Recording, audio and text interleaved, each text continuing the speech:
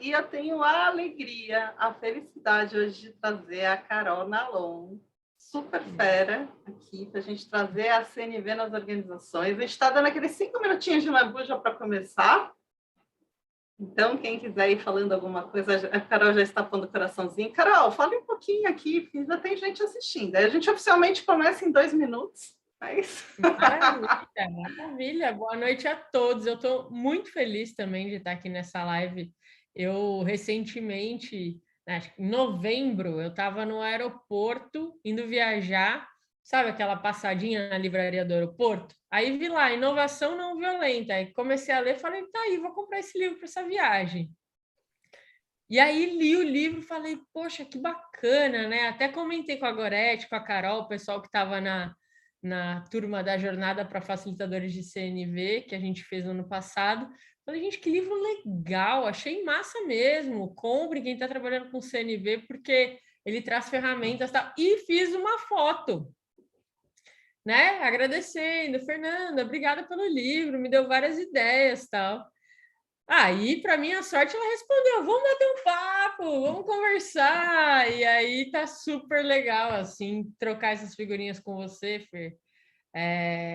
Ela é uma escritora em série, né? A mulher já tem um monte de livro. Eu estou aqui batendo cabeça para escrever o meu primeiro, ela me dá várias dicas.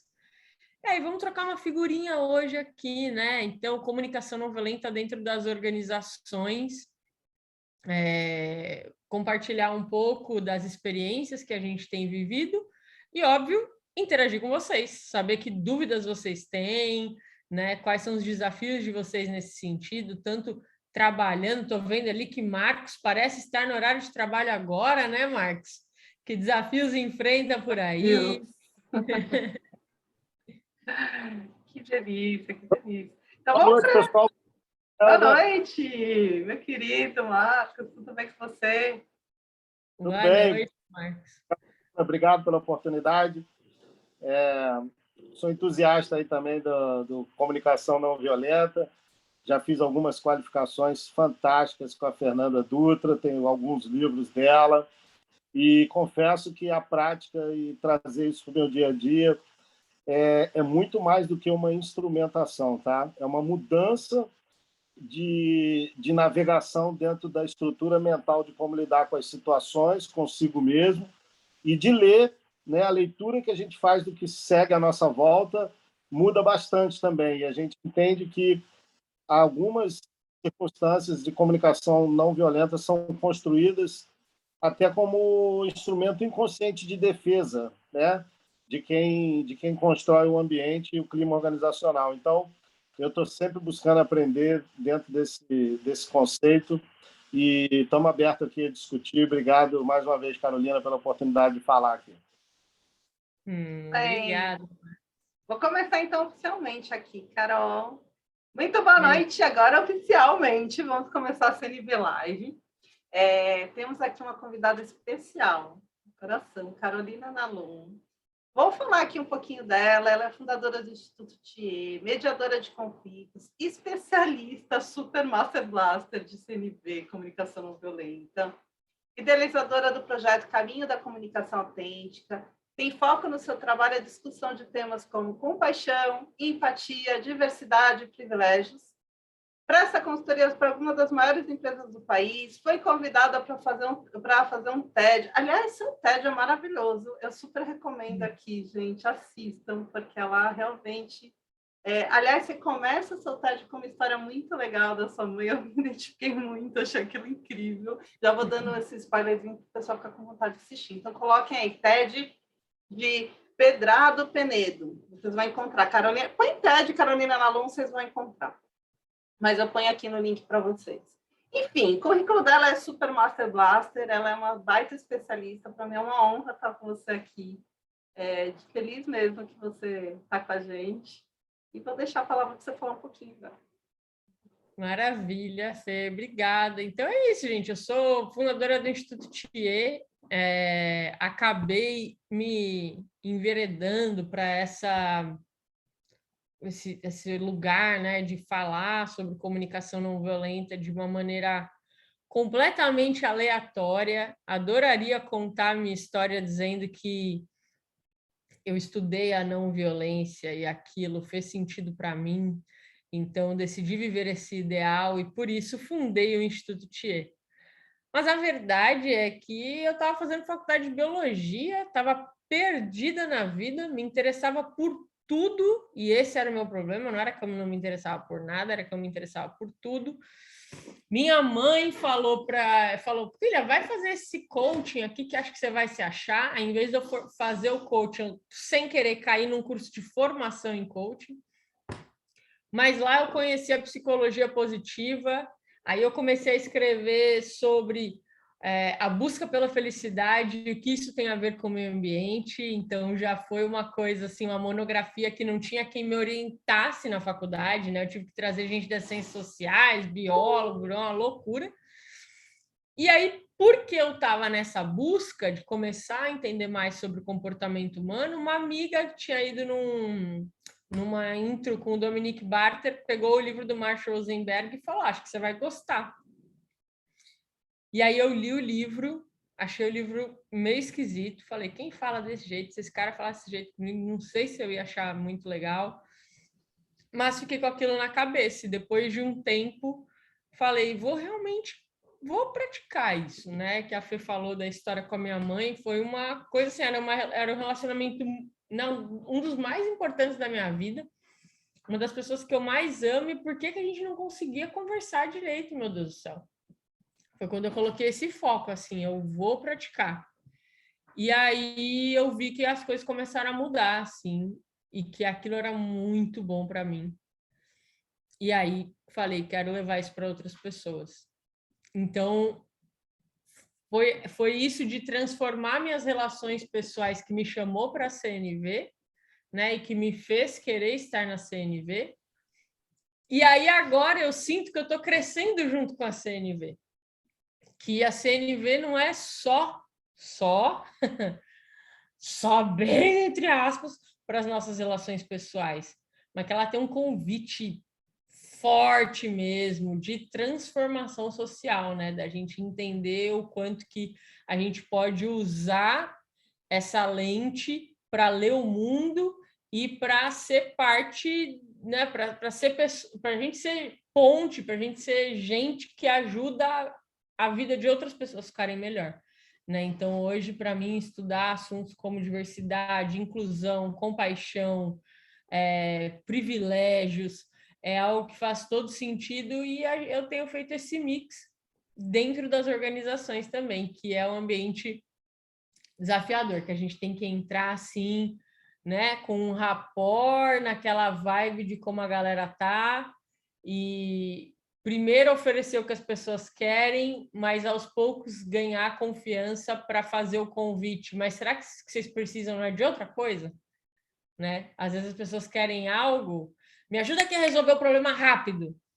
E o que elas precisam, na verdade, é pensar por que a gente tem que resolver sempre os problemas tão rápido, né? E aí falar, putz, como é que isso pode ser diferente? Então, estamos aí para, nos espaços que a gente pode, chacoalhar um pouquinho as estruturas. Sabe uma coisa que eu penso muito das organizações? Porque a gente trouxe esse tema da CNV nas organizações, que é um dos lugares que mais precisa da CNV, sem dúvida, né? E eu venho uma coisa assim muito forte para mim, que é a questão da escassez. Eu não sei se vai fazer... Eu queria ouvir você um pouquinho. Eu vou comentar a minha percepção da escassez nas organizações e aí você traz o seu ponto de vista.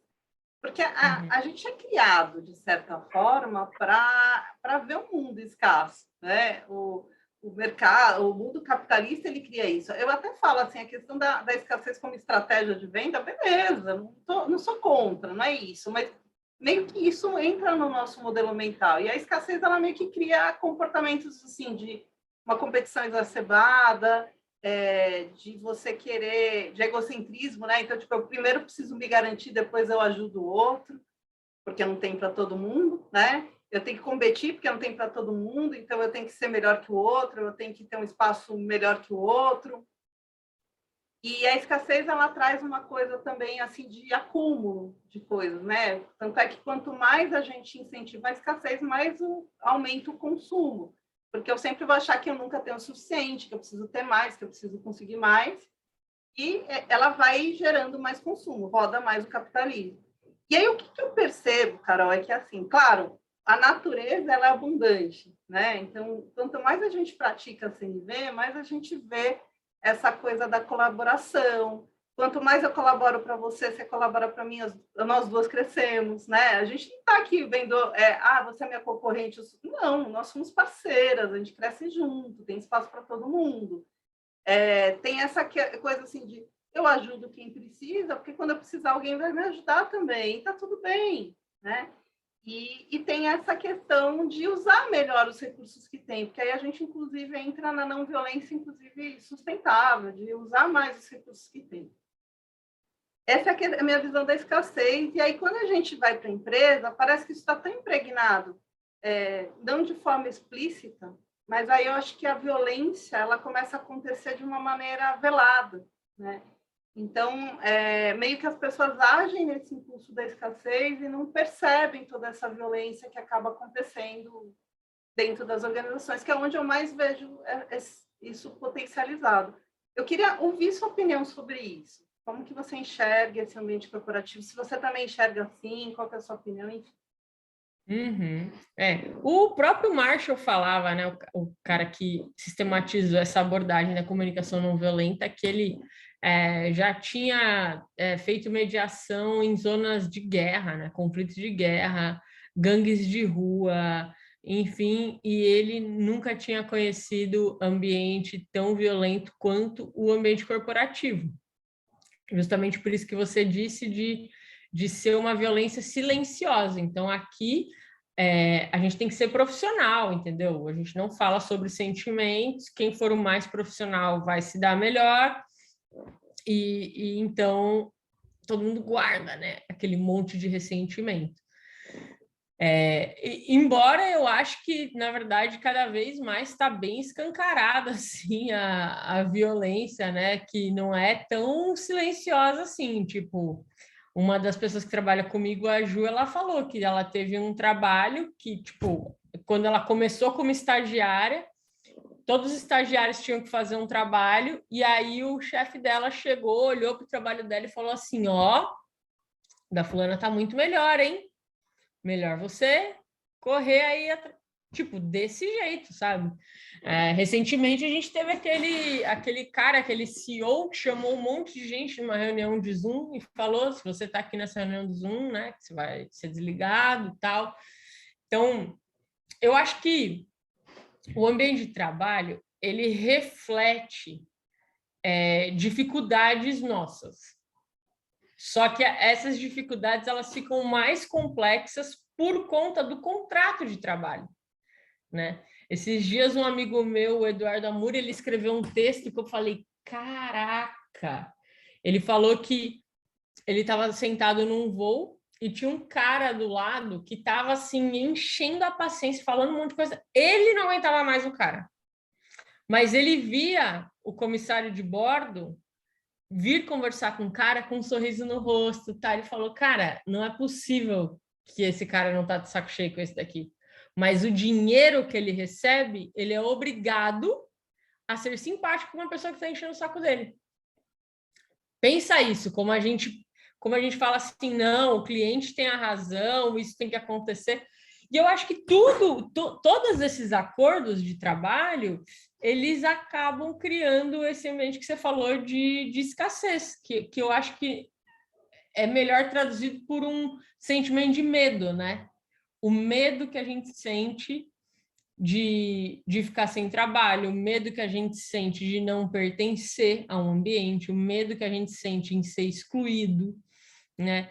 Pensa, às vezes você está doido para sair de um trabalho, você não aguenta mais, você pensa em pedir demissão todos os dias, mas se você for demitido, você fica triste. Você fala, mas eu que queria terminar com eles, eles terminaram comigo, né? Então, tá aí o negócio da escassez, do medo de ser rejeitado, né?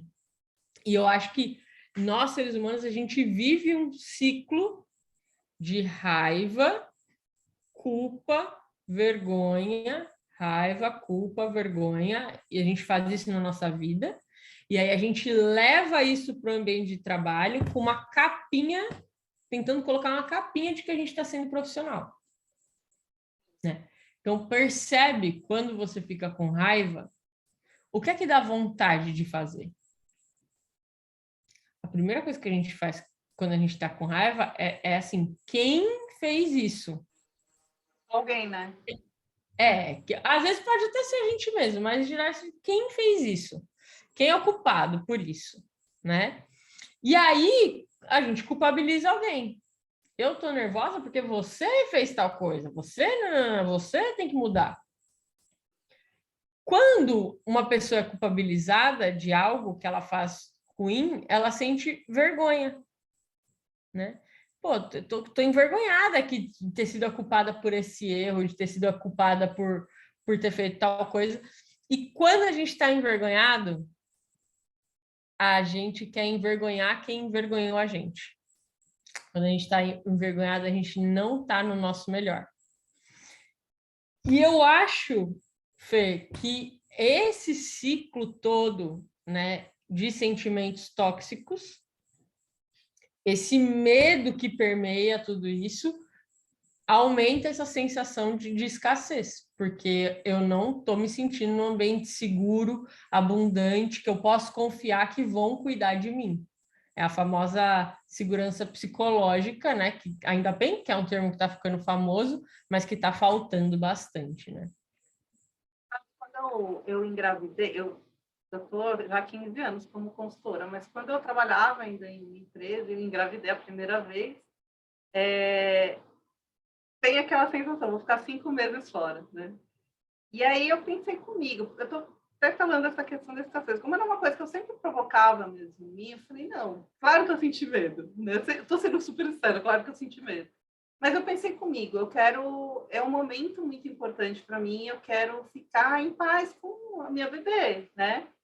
E eu quero fazer o meu melhor, eu quero que alguém que pegue meu lugar aqui não fique perdido, que a pessoa se sinta bem. E aí eu trabalhei meses assim, para deixar tudo perfeito, organizado. Eu fiz arquivos que falava passo a passo de como lidar com cada cliente. Meu trabalho era dentro de RH, então eu atendia vários clientes internos. Então eu pus o perfil de cada cliente, como atender, como fazer, o que eles sentiam, que necessidades que eles tinham. Eu fiz um negócio assim. E aí a pessoa que foi ficar no meu lugar, né, Carol, eu fui ensinar passo a passo para a pessoa tudo, detalhes. E aí, olha que engraçado. Teve umas pessoas que trabalhavam comigo e falaram, você fez isso? Você é louca. A pessoa vai pegar tudo mastigado, coisa que você... Eu trabalhava lá quase 10 anos. Falei assim, você trabalha anos aqui para conseguir chegar nesse nível, né, de excelência. A pessoa vai pegar tudo mastigado. Nossa, total. Juro, eu vi isso. Não tem problema. E aí essa pessoa, né, não vamos falar nomes, mas a pessoa falou para mim, ela vai pegar seu lugar. Se não pegar, que ela seja feliz. Né? E fui, linda, maravilhosa, ter minha bebê. Beleza, fiquei 5 meses fora, voltei. E aí foi muito engraçado, Carol, porque me chamaram para conversar. E ela realmente ficou no meu lugar. Só que eu fui promovida. Olha aí. Ela realmente ficou no meu lugar. Só que eu fui promovida. Então, eu até ri, né? Depois eu conto essa história. Eu falo, não, a pessoa fez uma profecia, só que ela achou que ia ser uma coisa ruim. Na minha idade foi bom, porque eu cresci, né, ali. Então, a gente tem essa sensação do, eu vou deixar mastigar, vou dar para outro, porque bom, é o medo, né? O Marshall falava muito isso. O medo é um dos fatores que mais causa violência mesmo. Então, o medo me faz querer ficar numa escassez, quer dizer, eu vou ferrar o outro, para o outro não tirar meu lugar, né? E, na verdade, que bom, ela ficou preparada para estar no meu lugar, porque eu fiquei preparada para outro desafio melhor ainda. Então, isso eu sinto, assim, no mercado, né? Hoje, a gente trabalhando como consultora, estando como consultora, eu percebo isso. Quanto mais eu dou meus conteúdos, quanto mais eu ajudo as pessoas, mais eu sou beneficiado. E não diretamente, né? Então, assim, eu acho que é uma coisa legal a gente pensar assim, como que a gente pode atuar efetivamente para mudar essa cultura nas empresas. Inclusive, tem uma pergunta aqui do Adriano. O Adriano Levi também trabalha com CNV, conheço um amigo querido. Comportamentos... Não, ele perguntou... Eu tinha feito uma pergunta antes. Não, a pergunta do Ednilson, desculpa. O Adriano fez um comentário, mas tem uma pergunta do Ednilson. Ele fala assim, por que não vemos um movimento das áreas de RH das empresas empolgadas e difundindo as técnicas de CNV? Eu acho que está dentro desse papo que a gente está falando aqui, Carol. Olha, eu, na verdade, vejo, pelo menos a movimentação que eu vejo dentro do Instituto Thier, de várias outras pessoas que trabalham com CNV, eu percebo que tem uma demanda sim, que as organizações estão interessadas sim, porque qualquer RH minimamente informado está sabendo da necessidade de trabalhar a empatia na liderança. Empatia foi uma palavra que saiu nos últimos anos como a skill top assim de ser desenvolvida. Então, eu acho que todo mundo que está fazendo um trabalho consistente na área de CNV está percebendo que existe o interesse das empresas. Agora, eu acho que o que ainda não tem é um interesse em aprofundar o processo de CNV nas organizações, né? As empresas estão interessadas em palestras, em workshops, né? E aí fica uma coisa assim, olha, a gente não deu tempo para eles de folga, mas vai ser no horário de trabalho a palestra, tá? Então, eles têm que participar, senão não tem o certificado de participação. Aí você fala assim, calma, mas aí, então, que impacto isso vai ter? Eles vão conseguir participar? Né? Então, a própria maneira de pensar o workshop, assim, a gente vai tornar esse workshop obrigatório. Já não é bom tornar o workshop obrigatório. Entendeu? Porque você já não está operando. Então, assim, não adianta não aumentar o salário, não rever a jornada de trabalho, não escutar as pessoas e querer entuchar um workshop de CNV. Então, eu falo sempre, beleza, olha, isso daqui vai ser um momento de sensibilização. Se vocês quiserem mesmo transformar todos esses desafios que você está me contando aqui na reunião de briefing, vocês vão precisar praticar isso daqui, vocês vão precisar escutar as pessoas e mostrar que vocês estão acatando algumas das coisas que elas estão falando, né? Então, acho que esse ainda é o desafio, sabe? Eu queria que as pessoas me dessem mais trabalho, porque elas ficam me fazendo fazer palestra, e eu sei que a palestra sensibiliza, tem pessoas que escrevem, falam que, nossa, que bom que foi, mudou a vida, tal, mas é que eu acho que a gente sabe que tem um potencial muito maior, né? Eu acho que a Bia Campese está comentando a mesma coisa, que ela falou que tem um estímulo, mas não desenvolvimento aprofundado, né? Uma prática real, eu também sinto isso. Mas eu tenho fé, sabe? Eu acho que quanto mais, assim, eu me considero uma consultora muito jovem, assim, no mercado, né? Embora o Instituto Thier tenha nascido em 2012, faz 5 anos que eu estou atendendo, assim, essas organizações grandes, então eu boto fé que, aos poucos também, a gente vai conquistando a confiança, né? Porque eu me coloco muito na posição de uma pessoa do RH, né? Uma pessoa que trabalha no RH, ela fica tensa, né, quando ela contrata alguém, tipo, para onde vai esse processo? Porque às vezes o líder dela não está aberto para fazer um trabalho profundo, e aí não adianta ela querer entuchar aquilo também, né? Então eu percebo assim que a gente tem que conquistar também a confiança da RH. Tem organizações como, por exemplo, a Natura, o Bradesco, que a gente já está há mais tempo trabalhando, a gente percebe que eles já começam a trazer desafios para a gente assim, olha, a gente tem esse problema, o que a gente faz? Eu falo, puta, que legal.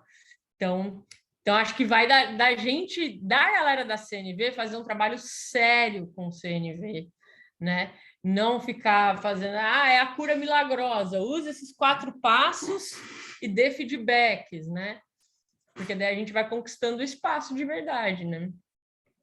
Então, eu acho que pode começar sempre pela liderança, né? Porque se a liderança é capaz de mostrar vulnerabilidade, se a liderança é capaz de parar um pouco essa loucura do tempo, né, da escassez do tempo e parar, falar, não, para, eu estou aqui para te escutar, estou aqui para te dar atenção, eu estou aqui para falar que eu também tenho dificuldade, eu também não sei fazer algo.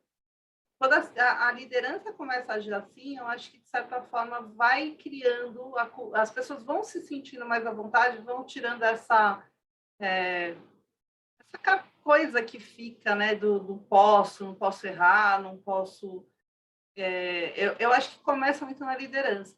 E eu até fazer um comentário aqui, o comentário que o Adriano Levi colocou. Acredito que a escassez não está somente no pensamento ou culturalmente falando, mas na própria fala e diálogo. Frases como entrar para não perder mais tempo, etc. Isso gera uma inconsciência de comportamentos e hábitos, padrões, que muitas vezes refletem atitudes de defesa e ataque, e não de conexão e solução. Eu achei bem legal aqui o comentário dele, queria deixar para você comentar em cima. Uhum. Não, eu achei muito, muito legal. E, inclusive, eu tinha visto, assim, acho que é ok, não tem mais nada que comentar, concordo contigo. E vi aqui na tua outra pergunta se eu acredito que a CNV por si só, sem as habilidades socioemocionais, Big Five, é suficiente para uma comunicação realmente empática e assertiva. Adriano, fala aqui para mim quais são as consideradas Big Five, porque eu, sinceramente, não sei. Aí eu posso falar melhor, até perdão pela ignorância. Adriano, se quiser falar, pode falar, viu? As Big Fives, começar pela primeira, que acho que é a mais importante, que é a predisposição à observação, no caso da CNV. A primeira Big Five é a abertura a novas experiências. Muitas pessoas não estão abertas para novas experiências. A segunda das Big Fives é a amabilidade. E a questão da amabilidade está exatamente dentro do contexto de trabalhar em equipe, de uma série de coisas que você gera. Você tem a parte de colaboração também, então você tem a parte de extroversão. Então, são as 5 principais habilidades que um ser humano normal, nós deveríamos ter, né? Não temos, mas que nós deveríamos ter para lidar socialmente com os indícios sociais, com os contextos, com as situações, com situações adversas como pandemia, guerra e outras situações, né? Então, essas são as principais Big Fives. Mas as habilidades socioemocionais como todas, empatia, tolerância, temperança e uma série de habilidades que as pessoas não têm. Justiça, sabedoria, consciência, né? Responsabilidade, que eu acho que é a top. Eu acho que muitas das coisas hoje da comunicação violenta é de não se assumir responsabilidade. Vocês falaram isso. Vocês citaram no início exatamente de procurar culpado, de sempre é o outro, de externalizar, de negar, de se vitimizar. É sempre a questão da responsabilidade. Ah, maravilhoso. Sem isso, você acredita que só a CNV, sozinha? É que eu acho que nenhum ser humano vai vir só com a CNV, né? E de alguma maneira tem alguma história ali que já está pulsando dentro dessa pessoa, ela já está se construindo uma maneira de lidar. Às vezes a pessoa não precisou estudar nada de CNV e ela é super CNV, ela não precisa aprender a amabilidade, a tolerância, e ela é super amável e tolerante, né? Então, interessante saber que o Marshall, ele não ficou lá pensando no que as pessoas tinham que fazer, ele viu o que as pessoas faziam e traduziu aquilo numa abordagem, né? Então, é essa confiança de que a gente tem esse potencial dentro da gente. Agora, eu percebo que quando a gente já está num caminho intencionalmente, conscientemente, escolhendo esse caminho de se desenvolver, de desenvolver a nossa inteligência emocional, claro que isso ajuda pra caramba na hora da prática da CNV, porque por trás dos passos tem a vontade de praticar, né? Sem a vontade de praticar, fica quase impossível aplicar qualquer um dos passos da CNV. Então, a CNV começa lá com a minha intenção de como eu quero me relacionar, né? E quando a gente já está fazendo esse exercício consciente, facilita. Agora, eu também acho que é uma via de mão dupla. Porque a pessoa pode estar meio desavisada, não tão consciente do que está rolando, mas a CNV vai convidar a pessoa a pensar, a refletir, né, sobre o que eu sinto, E eu sinto isso por quê? O que é importante para mim? Só de fazer essa parada já é um mega exercício de inteligência emocional, de sair do automático, né, e dar essa aprofundada, assim. Então, eu acho que também pode ser uma via de mão dupla, sabe? A CNV como um caminho para você também praticar essas Big Five, assim. E só falando de uma coisa também que a Fer tinha comentado, né, da liderança, cara, eu acho que a liderança realmente ela tem uma grande responsabilidade, né? Eu estou agora me dedicando a estudar mais sobre segurança psicológica. E aí tem um livro que chama Organização Sem Medo, que é muito legal. E ali ele conta uma história, a autora conta uma história que ela acompanhava, né, pessoas que trabalhavam em hospitais. E aí tem a história de uma menina que era uma residente. E ela estava na 3ª semana de residência, na UTI neonatal, quando chegaram 2 bebês recém-nascidos, prematuros, com malformação pulmonar. E aí ela pensou, eu acho que remédio tal pode ser bom para o caso deles, hein? Só que não era ela quem ia prescrever era o médico. O médico veio, passou lá a prescrição e não colocou esse remédio. E aí deu vontade nela, né, de falar, por que a gente não coloca esse remédio? Só que aí ela lembrou que lá na 1ª semana, uma outra residente tinha dado uma sugestão assim, e o cara foi meio seco. Não, a gente não vai fazer isso. Secão com ela, assim. E aí ela falou, eu não quero que isso aconteça comigo, né? Tô começando aqui, cara, que ele gosta de mim. Todos nós temos essas calculadoras inconscientes dentro da gente, que a gente está o tempo todo tentando fazer com que as pessoas não tenham motivos para não gostar da gente. Acho que todo mundo aqui já sentiu isso, esse pisar em ovos, assim, né? Será que é legal eu falar o que eu penso? Será que é legal eu dar essa opinião? E aí ela não deu opinião, né? Quer dizer, se ela tivesse um ambiente seguro psicologicamente, das duas, uma. Ela teria falado e ele teria dito, pô, boa, vamos colocar isso sim. Ou ele teria falado, olha só, que interessante que você está sugerindo. Sabe por que eu não coloquei? Por causa disso, disso e disso. Não ia ser tão complicado assim. E ela ia aprender, né, em ambos os casos. E aí, o que é o delicado dessa coisa das calculadoras inconscientes? Que a gente perde o foco do objetivo do nosso trabalho. Então, a Fernanda falou, cara, para mim, não tinha problema deixar tudo mastigado para a pessoa, eu queria que a pessoa fizesse um bom trabalho. Não sou eu contra ela, somos nós duas contra um desafio de trabalho que a gente tem que resolver. Nesse momento, quando a menina não checa se aquele remédio era bom, ela está escolhendo essa conexão em detrimento da autenticidade e colocando aqueles bebês em segundo plano. Nesse caso, os bebês ficaram bem. E se eles tivessem morrido? E os remédios fossem uma boa opção?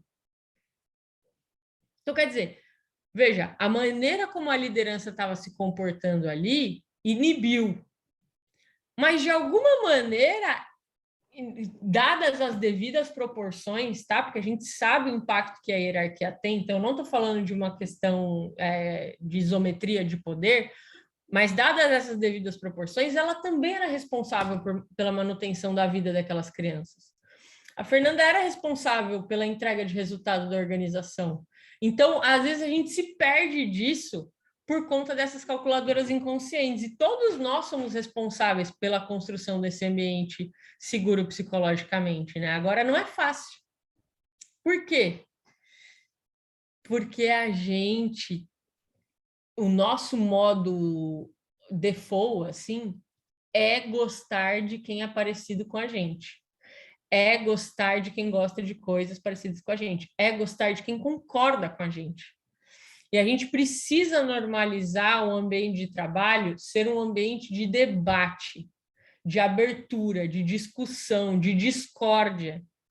Não uma discórdia gratuita, mas uma discórdia que traz a inovação, né? E a gente está muito apegado nisso, gente, nas ideias lá do Dale Carnegie, do como fazer amigos e influenciar pessoas, né? Que seja diplomático. Conflito, melhor você não ter, porque se você tem um conflito, você pode até ganhar a discussão, mas você irritou o seu chefe. Você irritou. E a gente sabe que tem pessoas que muitas vezes são preferidas para uma promoção porque são pessoas mais agradáveis, em detrimento daquelas que entregam mais resultados, que são mais... Porque essas desagradam um pouco.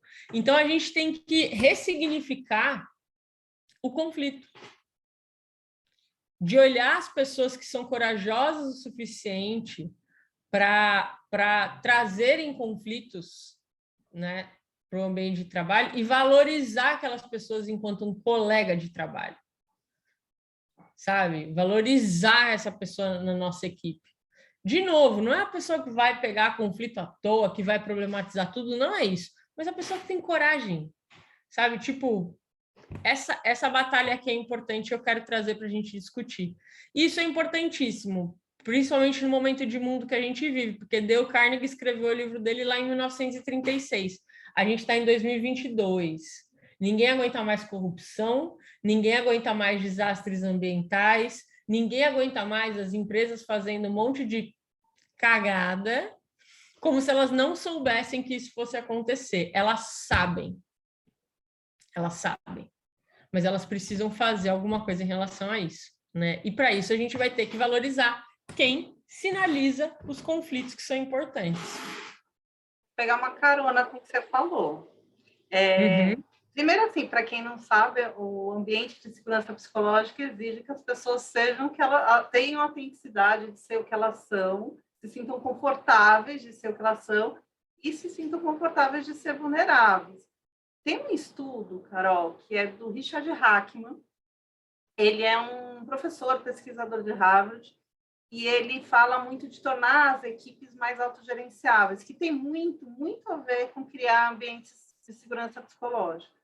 Mas mais do que a segurança psicológica é tornar as pessoas um pouco mais conscientes, com mais senso crítico. Olha o que ele fala, Carol. Ele fala assim, tem processos versus o propósito. Ele chama que é o propósito de equipe, né? Então, ele fala que tem os processos versus o porquê dos processos.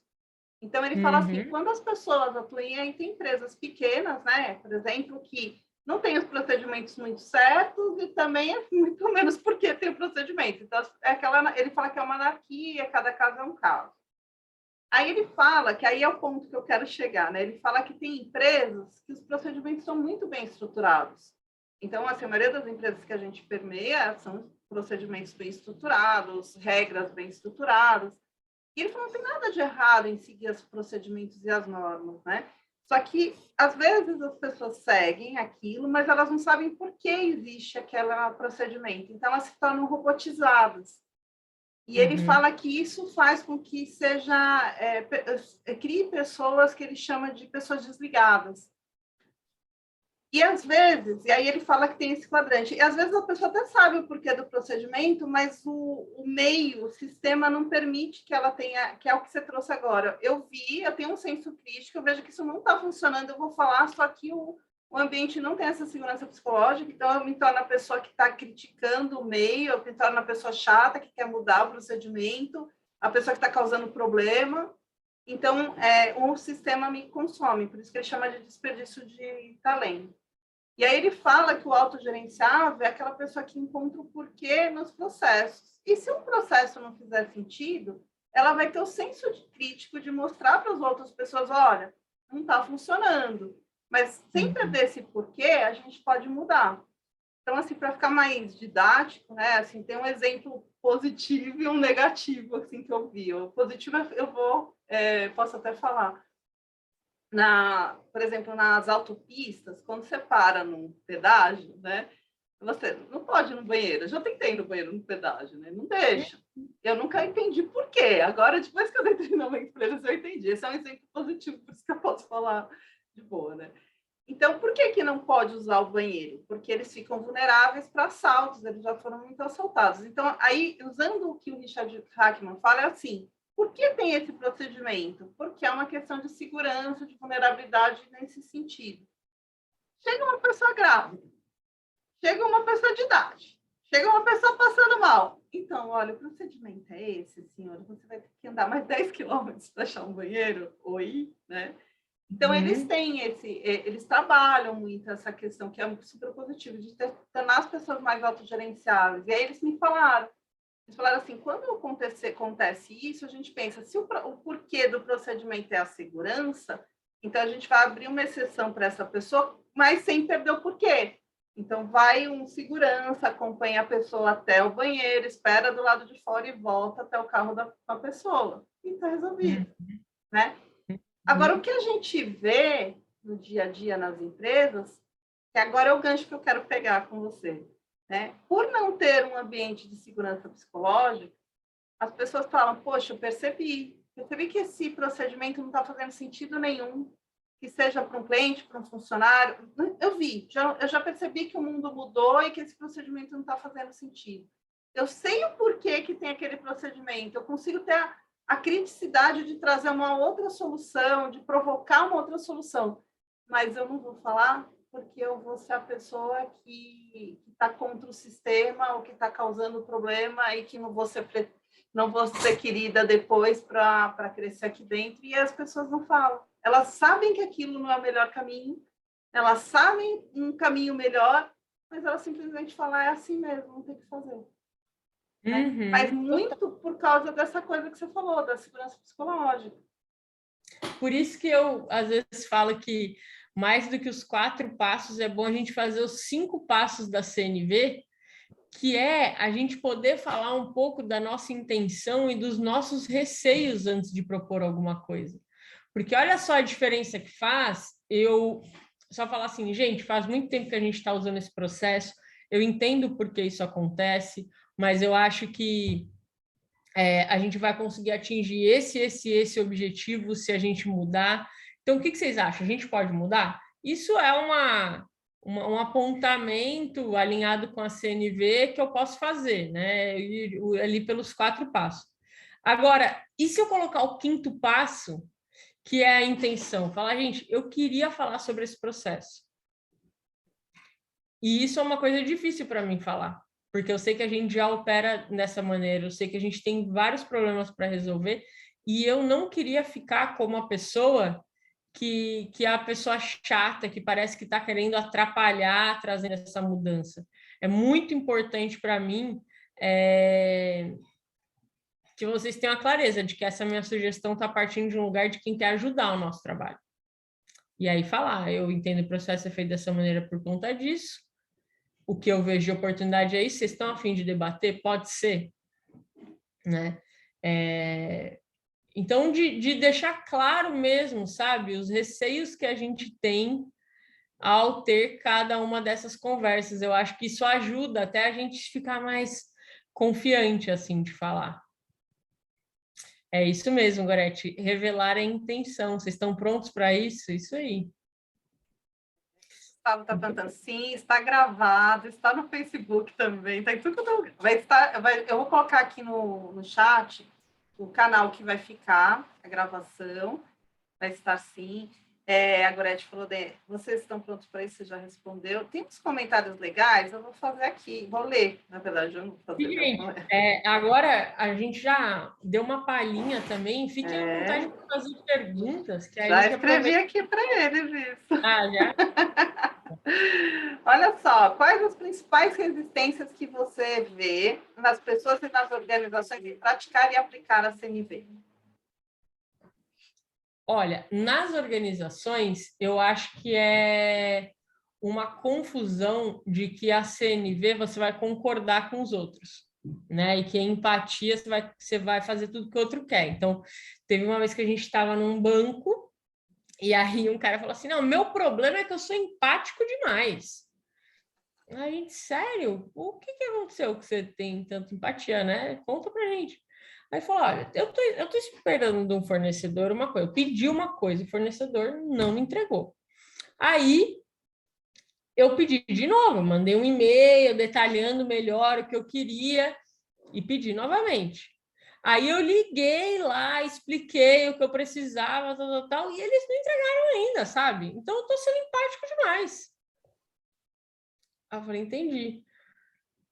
Por que o fornecedor não entregou ainda? O que está acontecendo lá do lado dele? Eu não sei, mas ele tem que entregar. Tá, então. Então, na verdade, você não está sendo empático, você está tolerando uma quebra de acordo, você está sendo tolerante com uma performance baixa de um fornecedor. Ser empático seria ser interessado pelo que impede ele de cumprir o acordo, né? E de alguma maneira reconhecer que existe uma necessidade ali e, de repente, até fazer uma renegociação desse acordo. Então, acho que fica muito isso, assim, eu vou ser feio de trouxa se eu usar CNVI. Não é, né? Na verdade, às vezes você está tolerando algo que você não quer, justamente pelo fato de você não ser empático. E eu acho que na vida pessoal, o que é muito difícil, assim, para todos nós, é a ideologia da violência. A gente acha que a violência é um direito nosso, no fundo, no fundo. Se essa pessoa passar desse ponto, aí já era. Aí eu vou ser violenta com ela. Então, a violência sempre ganha, né? A gente, no fundo, tem essa carta da violência que a gente fica com vontade de usar. É difícil abdicar dela como caminho. Eu falo por mim, né? Então, acho que é isso que é o maior impedimento, assim. Mas, Gu, você estava com a... Ele estava, ele escreveu aqui também. Quer falar, Gustavo? Fala aí, Gu. Gustavo fala tão bem. Gustavo trabalha com CNV para advogados, ele vai mudar a justiça brasileira, esse menino. Imagina isso, que coisa maravilhosa. Eu boto uma fé muito grande. Eu tirei a mãozinha levantada porque eu até coloquei a pergunta aí para que as pessoas pudessem ver no chat, porque eu vejo que existe no mundo corporativo essa busca pelo tema e, ao mesmo tempo, uma dificuldade de que as pessoas coloquem em prática, que eles deem sequência. Então, é uma palestra, é um workshop, e aí o que você pondera no sentido de que é realmente necessário que eles coloquem em prática aquilo. Mas que primeiro existe esse movimento de sensibilização dos colaboradores ou do RH para mostrar o quanto que a CNV seria importante para essa organização. Pela experiência de vocês, assim, tem algum tema específico, algum assunto específico dentro da CNV que para essa abordagem inicial vocês acham que seria assim, nossa, isso é super importante abordar logo inicialmente para realmente sensibilizar essas pessoas dessa empresa para que elas busquem, porque a CNV é muito ampla, né? Tem tanto tempo, tem a empatia, tem a comunicação em si, tem colaboração, tem os 4 passos, tem violência, tem a não violência, tem compaixão, tem o não... Então, assim, é muita coisa. E aí eu quero saber de vocês se vocês acham, se vocês já pensaram nisso, assim, que, olha, para a empresa, a gente precisa abordar tal coisa. Porque para advogado, por exemplo, eu sempre abordo a questão da morosidade do poder judiciário, de que a gente consegue resolver os conflitos fora de lá de uma forma muito mais eficaz e muito mais rápida. E que a gente ainda pode receber por isso. Então, eu sei que isso chama a atenção inicialmente. Para a empresa, vocês acham que tem alguma coisa? Uhum. Quer falar, Fer? Posso falar. Tem uma coisa que eu sempre começo, que é a parte de autoconexão, porque se as pessoas entenderem que 80% dos problemas e conflitos está dentro da gente e não fora, da forma que eu na forma que eu interpreto, na forma que eu absorvo, na forma dos meus vieses inconscientes, dos meus atalhos mentais, das heurísticas. Então, isso é uma coisa que eu sempre abordo, Gustavo, porque eu acho que o primeiro ponto, para mim, a parte mais fundamental da CNV é trazer esse senso de autorresponsabilidade. Eu não consigo mudar o mundo, mas eu consigo mudar minhas atitudes internas, e eu mudando a minha atitude interna, eu começo a mudar as coisas ao meu redor, né? Eu começo a enxergar que o outro não está me atacando, que o outro está expressando uma necessidade que ele tem e que ele talvez não saiba como expressar. E aí eu não absorvo aquilo como uma ofensa, eu absorvo aquilo como uma maneira de uma forma humanizada, enxergar alguém que talvez esteja me pedindo ajuda de uma forma né, de uma forma não como eu queria que ele falasse, mas é um pedido de ajuda, né? Eu sempre falo que a pessoa que grita quer ser ouvida. Então, quanto mais a gente conscientizar as pessoas do quanto está na minha mão mudar o que está ao meu redor, a realidade que está ao meu redor, melhor. E tem uma coisa que, fazendo até um gancho com o que a Carol falou agora há pouco, a gente está falando de empatia. Empatia não é concordar, não é validar, não é aceitar o que o outro fez. Empatia, eu acho que tem esse ponto importante, que é o entender as dificuldades que o outro tem, entender a lógica do outro, para que a gente chegue num acordo e encontre a melhor alternativa. Quando a gente tem alternativa, não é para o meu bel prazer ou para beneficiar o outro, mas é para ter o bem coletivo. Às vezes, o fato de eu ter a empatia pelo outro, nesse sentido que você trouxe, Carol, o que o rapaz falou, né, do entendimento errado da empatia, ele pode até estar prejudicando o bem coletivo, porque o fato dele estar passando pano quente numa situação, ele está prejudicando um grupo de pessoas. Eu gosto muito dessa abordagem, né, Gustavo? Estou te respondendo assim, o quanto que está em mim, na autoconexão, e o quanto a empatia, o foco da empatia é sempre o bem coletivo, é o melhor resultado para todo mundo. Aí eu vou deixar agora a Carol trazendo... Ótimo. E tem um monte de dado também, né, Gu? Assim, a galera de empresa agora, às vezes gosta de ver. Se você colocar no Google assim, por que a liderança precisa de empatia? Vai aparecer um monte de artigos que vão te levar para outros da fonte de onde vem aquela pesquisa. O Instituto Gallup faz sempre pesquisa sobre engajamento no lugar de trabalho, né? Então, colocar assim, olha, o que a gente tem no ambiente de trabalho hoje é isso, ponto. Mas e vocês? Quais são os principais desafios de comunicação e relacionamento que vocês sentem que tem dentro dessa organização? Bota um Mentimeter lá. Anônimo, é anônimo, gente. Então, pode abrir o coração. Aí, então, que tem a ver com o que a Fê colocou. As pessoas vão precisar se conectar para perceber que elas têm esse desafio. A partir do momento que ela percebe que ela tem um desafio, agora eu vou prestar atenção nesse palestrante, né? Essa palestra vai falar sobre mim.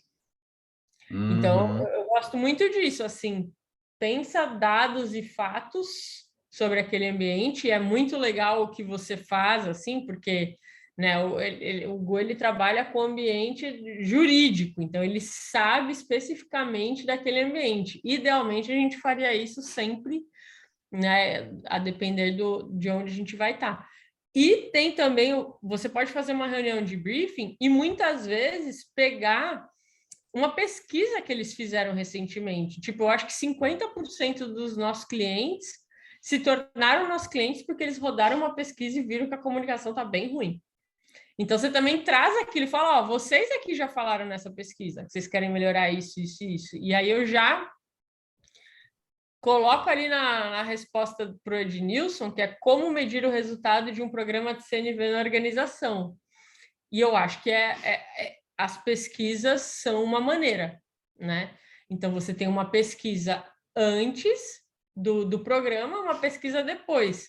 Agora, o que a gente vai perguntar nessa pesquisa? Isso é uma coisa que eu não sei te responder o que é o melhor, né? Eu estou vendo vários formatos, assim, porque a gente, no fundo, está tentando medir algo que é subjetivo para caramba, né?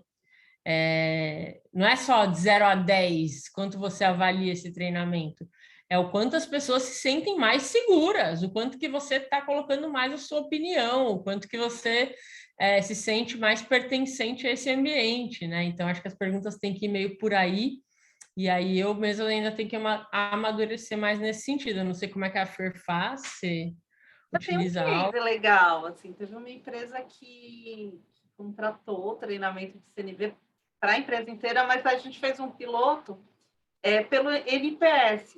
Então, eles era um pessoal que fazia atendimento, e aí o NPS estava super baixo, porque é aquele atendimento robotizado, nada humanizado e tal. E aí eles mediram o NPS antes e depois. Gente, aumentou de 25 para 75 pontos. Com um treinamento de CNV. Então, quando você vê isso, por quê? Porque eles atendiam o telefone, tipo, que saco. É tipo isso, sabe? Que saco, mais um problema para resolver. E é esse o trabalho deles. Quando eles se conscientizaram com a CNV, eles começaram a atender as pessoas como seres humanos que tinham um problema e que eles faziam a diferença de solucionar uma necessidade da pessoa. E aí eles me falaram, né? Tinha uns depoimentos de pessoas depois falando assim, meu trabalho começou a ter mais sentido, mais significado, porque agora não que saco mais um atendimento de BO, agora eu vou ajudar essa pessoa a resolver o problema dela. E aí o NPS foi para cima. Então, acho que dá para a gente ter esses indicadores, dá para a gente mostrar resultados. É linha do Simon Sinek, né? Tipo, você quer ter resultado? Então, cuida das pessoas, porque são as pessoas que vão dar resultado. Né? Então, acho que a CNV traz essa conexão e a gente consegue, sim, fazer bons indicadores. O NPS é uma boa. Ednilson, fica aqui a dica. Boa, Fer. Muito Vamos boa. ver aqui se tem mais perguntas, pessoal. Tem uma pergunta do Gustavo, que ele já fez. Quais as principais resistências que vocês veem nas pessoas e nas organizações em praticar e aplicar a CNV? Acho que você já respondeu, né? Uhum. Tem vários comentários aqui, mas eu não estou vendo mais perguntas. Pessoal, alguém quer fazer perguntas aqui? Deixa eu ver aqui. Bom, eu vou fazer uma pergunta, então, Carol.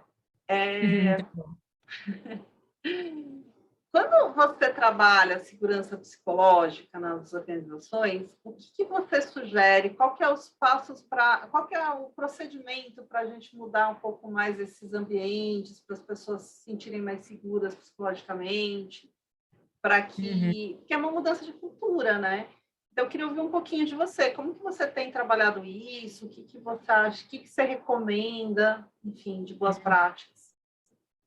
Então, eu acabo dando foco total para a CNV, né? Então, a ideia é mostrar o quanto construir um ambiente de segurança psicológica é importante, eles entenderem que segurança psicológica é ter essa sensação de pertencimento, de que está tudo bem falar, de quando eu falo eu tenho a chance de ser ouvido, não sempre vão concordar comigo, mas estão entendendo o que eu estou escutando. Aí a gente faz um workshop de CNV básico para todo mundo ter um alinhamento do que é a comunicação não violenta, e aí depois a gente fala, tá bom, então qual é uma conversa que a gente quer ter aqui? Qual é a conversa importante para esse grupo agora? Então, por exemplo, a volta do home office tem sido tema quente, trending topics, assim, né? Porque tem um monte de opinião divergente, assim, um monte de gente que se mudou de estado e está trabalhando naquela empresa, e aí como é que fica, né? Um monte de gente que preferiu, um monte de gente que odiou. E aí a gente fala assim, tá, o que está aparecendo dentro desse time ou dessa organização em relação a esse tema? O que tem sido falado, o que as pessoas acham? O que é o fato?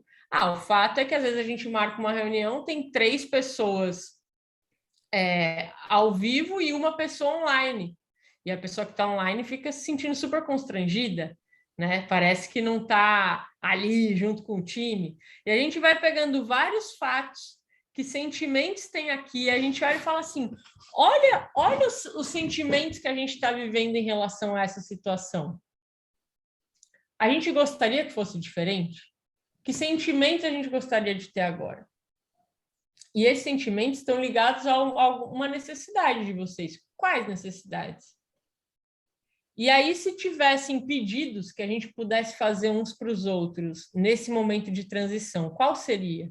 Aí começa a sair, gente, por favor, considerem que quando eu estiver participando de uma reunião online, eu estou trabalhando de verdade. Eu estou lá, eu não queria me sentir mal por estar fazendo um trabalho em algum dia online, né? E aí as pessoas conseguem falar um pouco, abre espaço para arejar essas coisas que estão na entrelinhas, que está todo mundo pensando e ninguém fala. Então é meio isso, falar o quanto isso é importante, dar um apanhadão na CNV e aí ter alguma conversa significativa para eles irem pegando o jeito de fazer isso, né? Bom, o Gustavo está com a mão levantada. Pode falar, Gustavo. Ouvindo vocês, eu ainda me lembrei de uma outra dúvida, de um RH que me procurou uma vez, o RH apontando uma super necessidade, que é a comunicação, os gaps de comunicação, é algo bastante sério que deveria ser trabalhado na empresa. Ao mesmo tempo, os líderes têm total resistência a qualquer tipo de treinamento voltado para essas habilidades comportamentais. Eles sabem que é importante, mas eles não querem, porque do jeito que eles estão hoje, eles já consideram que é ok, eles já estão acostumados. Eu lembro que o RH fala, olha, são líderes que eram pessoas muito boas operacionalmente, tecnicamente, e aí foram promovidas para liderança sem que eles tivessem uma formação comportamental para isso, de desenvolvimento mesmo de habilidades de liderança e de comunicação. Então, para o RH é super importante. Agora, ela falou, todas as vezes que a gente apresentou a possibilidade desses treinamentos, eles são super resistentes. Então, como fazer abordagem nessas empresas em que os líderes, que na verdade seriam o público-alvo, eles não querem? Nossa, muito boa. E é difícil, né? Eu, pelo menos, acho muito difícil, porque a primeira coisa que as pessoas falam quando terminam um treinamento de CNV que a liderança não está é a liderança vai estar, né? Eu me lembro do caso que aconteceu uma vez com o Nubank. Vocês lembram que uma vez a CEO do Nubank foi acho que no Roda Viva, e ela fez um comentário racista? E aí virou mó bafafá, as ações do Nubank caíram, tal. E aí a Monique Evely, que é uma consultora desses temas e que foi fazer um treinamento dentro do Nubank, ela fez um tweet. Olha só, essa moça, CEO, ela abriu o meu treinamento no Nubank. Que pena que ela não ficou para o treinamento, né? Eu acho desafiador, eu acho que se o RH conseguir colocar essas pessoas na sala, é essencial conversar só com eles para entender qual é essa resistência, porque acho que se eles estão com resistência em serem empáticos com os outros, de alguma maneira eles precisam de empatia, né? Então, mais do que ir lá e dar um treinamento para eles, é ir lá e tipo, e aí, o que está acontecendo? Por que vocês não estão acreditando nisso? Onde é que o bicho está pegando aqui que vocês acham que tem que ser prático e direto ao ponto, objetivo e não falar sobre isso?